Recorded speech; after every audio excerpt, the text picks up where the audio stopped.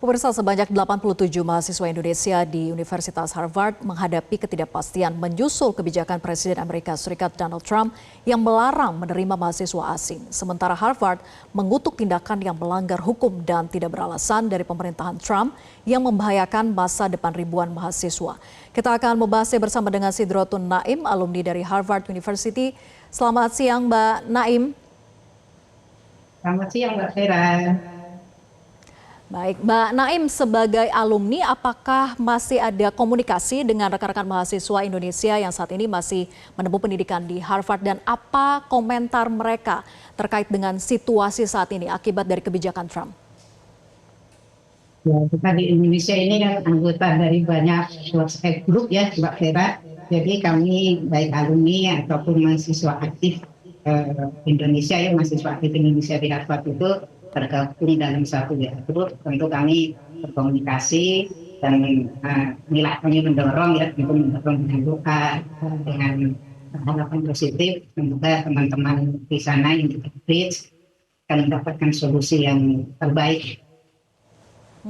Karena ini sebetulnya kan keputusan itu adanya sekarang kan antara pemerintah Amerika ya, dalam hal ini Presiden Trump dengan Presiden Harvard ya, dengan rektor Harvard. Jadi sebetulnya tidak banyak yang bisa kita lakukan. Dan semoga kedua yang sedang berseteru ini menemukan jalan tengah. Itu aja sih. Ya, dari informasi yang Mbak tahu, apakah pihak Harvard ini memberikan dukungan atau perlindungan khusus begitu kepada mahasiswa internasional? Kalau itu sudah pasti. Kalau komitmen kampus itu bagaimanapun juga ya, dosen, mahasiswa, staf, semua komunitas di kampus itu tentu dilindungi, dan ini sesuai dengan nilai-nilai sebuah lembaga pendidikan. Kan misalnya waktu saya kuliah di Harvard ya, kalau sudah duduk itu mau orang Amerika, mau orang Indonesia, mau orang Amerika Latin, kan semua sama. Sudah tidak dibeda-bedakan lagi ya, statusnya itu ya mahasiswa gitu. Kalau melihat kembali, Mbak Naim, alasan Trump ini kan mencabut izin Harvard untuk menerima mahasiswa internasional karena Harvard dituding turut mendorong kekerasan, kemudian antisemitisme, dan juga menjalin kerjasama dengan Partai Komunis Tiongkok begitu. Sebagai alumni, apa komentar Anda dengan tudingan yang diberikan oleh Donald Trump? Tadi kita dengarkan ya, di Harvard itu ada mahasiswa dari 146 negara. Kalau sudah 146 negara, student body-nya itu hampir 25.000, ya orangnya macam-macam ya. Ya. Boleh jadi ada benarnya gitu ya. Dan kalau orang mengekspresikan kritik kepada pemerintah, sebetulnya itu dilindungi juga oleh konstitusi Amerika. Tapi di sini saya melihat Presiden Trump itu punya sisi pandang yang lain ya.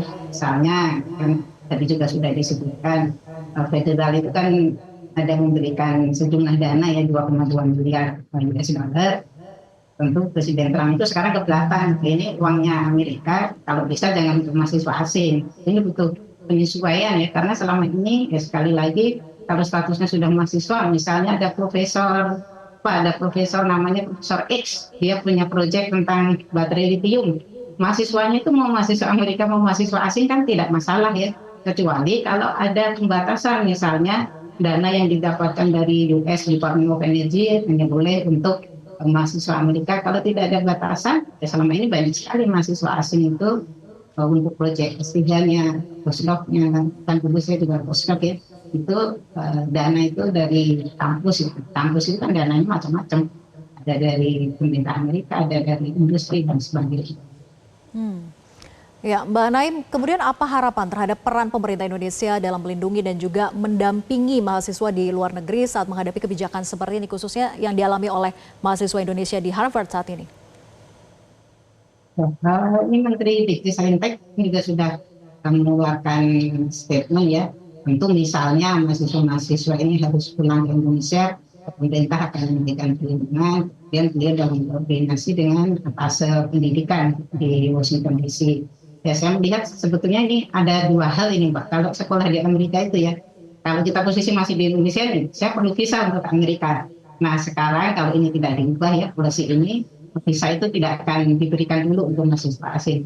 Kalau orang yang sudah terlanjur di Amerika, tadi pilihan yang diberikan kan pindah ke kampus lain supaya tetap punya legal status ya, legal standing di Amerika, ya atau silahkan pulang gitu. Nah, tapi Presiden Trump itu memang mengeluarkan beberapa kontroversi. Misalnya terkait tarif kemarin kan ditunda 90 hari. Nah, terkait mahasiswa asing di Harvard ya kita tunggu. Ini kan masih dalam proses yang diperkarakan ya. Eh, di hari ini dan tanggal 29 kan ada sidang lanjutan ya. Karena kan Harvard melawan ya, dengan dasar kalau mahasiswa asing itu tidak boleh di Harvard, kalau pemerintahan mereka istilahnya itu memberikan batasan yang di luar yang seharusnya. Nah ini kan lawyer bertanding dengan lawyer ya, dan saya bukan orang yang bidang hukum, ya kita ikuti dulu prosesnya. Tapi pemerintah Indonesia sudah berkomitmen memberikan perlindungan kepada mahasiswa Indonesia di Ya, kita masih tunggu nanti hasil keputusan seperti apa sampai dengan tanggal 29 nanti begitu ya. Semoga jangan sampai terjadi bahwa mahasiswa Indonesia yang di Harvard pun harus pindah kampus begitu ya di tengah pendidikan mereka yang sudah ditempuh saat ini. Terima kasih Mbak Sidrotun Naim. Iya, sudah bergabung bersama kami di Metro Siang. Baik, selamat siang. Jelajahi cara baru mendapatkan informasi. Download Metro TV Extend sekarang.